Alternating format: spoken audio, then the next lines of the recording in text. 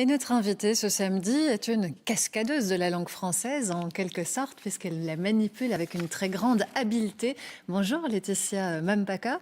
On a beaucoup parlé de vous cette semaine, notamment après cette belle performance au Grand Oral, un grand concours d'éloquence télévisé diffusé sur France 2.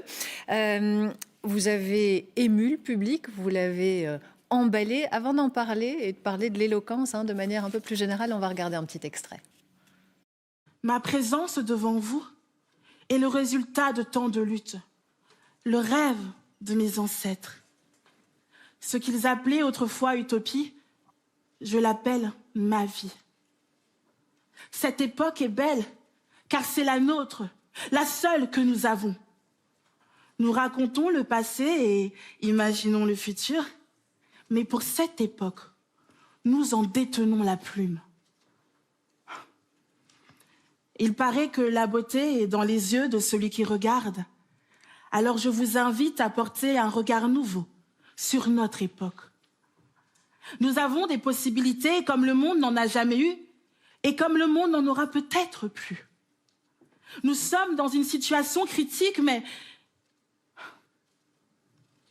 notre monde et notre époque n'a pas connu ces derniers chapitres. Et s'il est vrai que le chemin est encore sinueux, c'est désormais en tant que révolté et non plus en tant que condamné que je me bats. Alors continuons à écrire, continuons à aller de l'avant, afin que tous puissent clamer haut et fort. Mais quelle est belle notre époque! Quelle force de conviction, Laetitia. L'éloquence, on a l'impression que c'est quelque chose qui est plus valorisé en France qu'en Belgique, même s'il y a aussi des tournois chez nous, évidemment. Mais c'est vrai que c'est quelque chose dont on parle beaucoup plus chez nos voisins. Oui, je ne sais pas pourquoi. Pourtant, il y a beaucoup de personnes éloquentes en Belgique.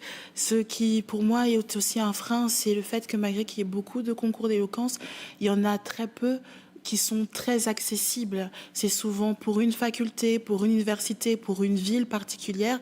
Et donc, ça ne se propage pas aussi rapidement qu'en France, où il y a des concours qui sont nationaux, ce qui fait que ça encourage les gens à participer.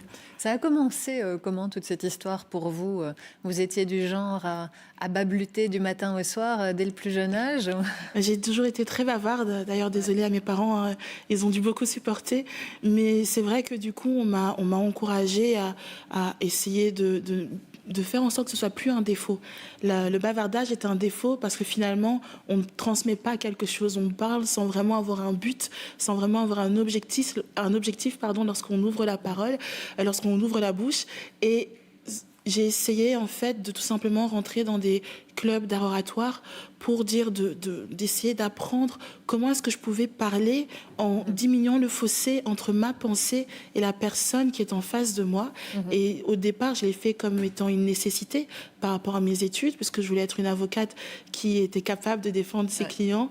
Et après, c'est devenu une passion. Mais j'entends dans ce que vous dites que l'art oratoire, ça s'apprend. Parce qu'on a souvent l'impression, et notamment ceux qui ont du mal à s'exprimer en public, que c'est quelque chose qu'on a ou qu'on n'a pas. Non, c'est quelque chose que l'on a et que l'on doit donc améliorer ou qu'on pense ne pas avoir et alors qu'on doit découvrir. On apprend à parler, on ne naît pas avec la parole, alors on apprend aussi à tout simplement découvrir le style d'éloquence que nous maîtrisons. Moi, c'est vrai que j'ai une manière un peu lionne, comme on dit sur scène. Ouais. Il y en a qui sont un peu plus pudiques et beaucoup plus touchants. Donc, je pense sincèrement qu'il y a un orateur en chaque personne. C'est juste que vous ne l'aviez pas encore découvert. Mais ça demande quand même beaucoup d'audace, de confiance en soi aussi, d'aller s'exposer comme ça devant des centaines de milliers de téléspectateurs, devant des grands avocats, dans le jury notamment. Où est-ce que vous allez la chercher, cette confiance ? Je ne l'ai pas tout de suite eu. Moi, mon premier concours d'éloquence, je ne voulais pas le faire. C'est ma meilleure amie d'enfance qui m'a entraînée parce qu'elle participait. Elle m'a dit, on va vivre ça ensemble.